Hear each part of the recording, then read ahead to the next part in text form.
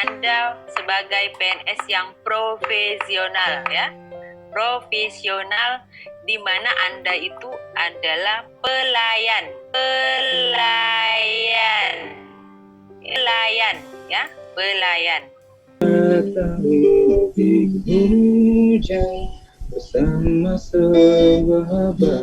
Ayo sama-sama, kalau memberimu dosa, semuanya. Kalau memberimu dosa, semuanya. No. Kalau berimu dosa.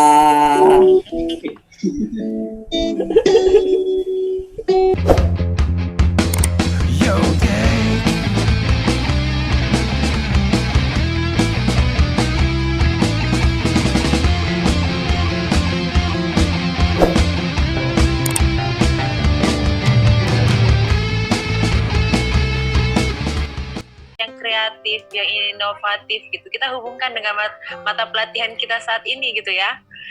Gimana? Oke? Siapa tahu masuk di agenda ketiga saya bisa melihat sesuatu yang berbeda dari hasil yel-yelnya. Kalau teman-teman inginkan ya. Ternyata masih di titik kedua, di titik agenda kedua, tapi di mata pelatihan yang akan berakhir besok. Ya, besok terakhir akuntabilitas, berarti minggu depan Anda sudah menuju ke titik ketiga di agenda ketiga, kedudukan dan peran PNS. Anda sebagai PNS yang profesional ya. Profesional di mana Anda itu adalah pelayan ya, pelayan. Oke, kita masuk di deskripsi singkat. Nah, mata pelatihan ini memfasilitasi pembentukan nilai dasar inovatif dan komitmen mutu pada peserta melalui apa? Efektivitas, efisiensi, inovasi, dan kualitas penyelenggaraan pemerintahan dan konsekuensi dari perubahan. Hasil belajarnya mampu mengaktualisasikan ya intinya. Tindakan yang menghargai efektivitas, efisiensi, inovatif, dan kinerja.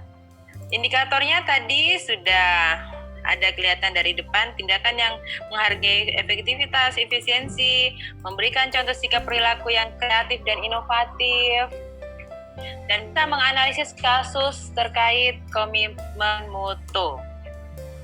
Ini prosesnya nanti. Di sisi pertama ada konsep, di sisi kedua kita akan melihat nilai-nilai dasar komitmen mutu, ya. Ketiga, bagaimana pendekatan inovatif dalam penyelenggaraan pemerintah. Terakhir, membangun komitmen mutu melalui inovasi. Pendapat teman-teman terkait efektif, efisien, inovasi, dan mutu. Ada yang ingin berkomentar? Oke. Mesra, nah, saya suka sekali nama ini. Romi, kamu beneran mesra nggak sih? Tanya istri saya, Bu. Iya. Tidak ada. Silakan, Romi mesra. Iya, oke. Jadi kalau menurut saya yang efektif itu ya saya mau langsung contohkan ke kegiatan usaha yang realnya. Jadi misalnya dalam proses pembuatan risoles ya. Jadi kebetulan saya juga lama kerja di kafe dan resto ya. Kalau di pembuatan risoles itu, kalau yang efektif itu kan kita harus mengikuti langkah-langkah yang tepat gitu. Jadi memang harus biasanya harus sesuai prosedur supaya risolesnya itu jadi. Termasuk juga soal pasar ya. Kalau pasarnya mahasiswa ya harganya jangan 10.000 satu, tapi ya 2.000 atau 1.000 gitu. Juga dilihat juga environmentnya atau lingkungannya itu, ekonominya itu seperti apa, apakah mampu membeli. Misalnya jual KFC di daerah terpencil kan susah juga kan. Nah kalau yang efisien itu terkadang kalau di kafe itu kita harus melayani, apalagi kayak nonton bareng sepak bola itu, kita harus melayani ratusan orang dengan menu yang begitu banyak. Jadi kita harus menggunakan waktu ya seefisien mungkin. Terkadang dalam satu waktu itu kita harus membuat nasi goreng, membuat mie rebus dan lain sebagainya. Yang penting targetnya itu pesanannya tadi selesai gitu. Terserah tahapnya mau seperti apa, yang penting targetnya itu tercapai gitu. Kemudian yang ketiga, inovasi. Nah, untuk meningkatkan nilai jual suatu produk itu kan kita harus berinovasi. Misalnya risoles ya jangan isinya cuma wortel dengan bihun, tetapi misalnya diisi mayonnaise atau apalagi yang bisa meningkatkan nilai jualnya. Padahal tambahan modalnya kan tidak terlalu banyak, tapi nilai jualnya bisa jadi 5.000 atau 10.000 gitu. Jadi harus ada inovasi dalam produk itu untuk meningkatkan nilai jualnya. Terus yang keempat apa tadi ya Bu? Mutu. Apa Bu? Mutu. Mutu, oh ya. Nah, mutu ini yang paling penting. Misalnya ketika bahan-bahan di sebuah produk itu kurang, jangan dipaksakan. Mungkin lebih bagus seperti saya menitipkan risoles ke kedai, ketika bahannya kurang, yang banyak bihun, nanti pelanggan kecewa gitu. Jadi kualitas dari mutu itu kan kualitas dari sebuah produk atau kualitas dari sesuatu. Kalau menurut saya sih mutu itu definisinya seperti itu. Jadi untuk menjaga pelanggan itu, mutu itu sangat penting. Menjaga kualitas bahan, kualitas penyajian, kualitas kebersihan, dan lain sebagainya. Jadi menurut saya itu contoh konkretnya Bu. Terima kasih. Oke, terima kasih Romi ya. Nah, saya mau mencoba ini risolesnya Romi kalau ketemu kayaknya. Boleh Bu. Denting piano asik kalau jalan menari ada merambat pelan di kenyang malam saat datang di hujan bersama sebuah bayar. Ayo sama-sama kalau memberimu dosa semuanya. Kalau memberimu dosa.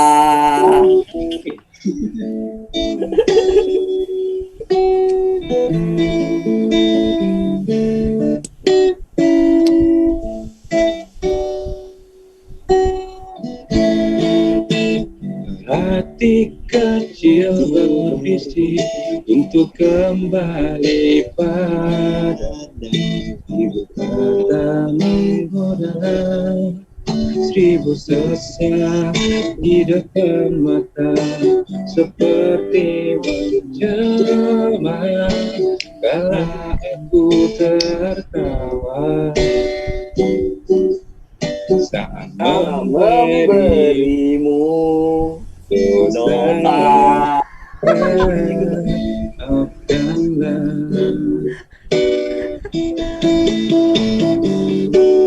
Oh, maafkanlah. Rasa sesat dan hati yang tak mau pergi. Haruskah aku lari dari kenyataan ini? Pernahkah ku mencoba untuk sembunyi, namun saya tak mengikuti.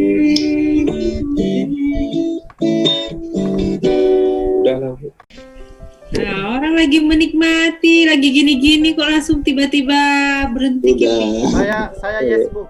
Yes. Bosan ya. Saya yes Bu. Yes, nggak tahu kalau si Anang. Mas Anang yang ada Anang dan Rosa juga bisa duet Bu. Ya, coba di Mas Anang yes, Mas Ari. Iya, lagunya tadi hafal Bu tadi. Istriku hafal kalau memberimu dosa. Dosa apa ini? Dosa apa? Istriku hafal. Tadi mau menyanyi sesuai nama kemesraan tuh. Iya. Asik.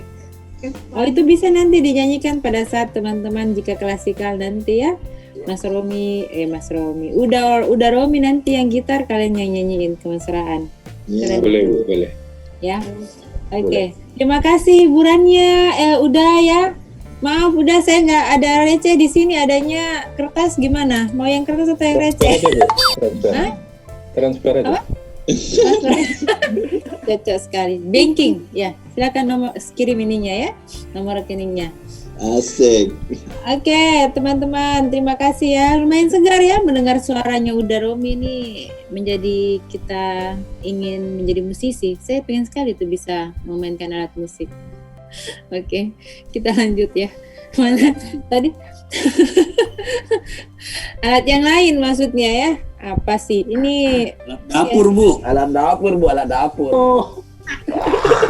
alat dapur tidak dimainkan Tapang. Digunakan kalau itu ya. Anak-anak main anak kecil berarti Bu. Iya, iya, iya. Yo,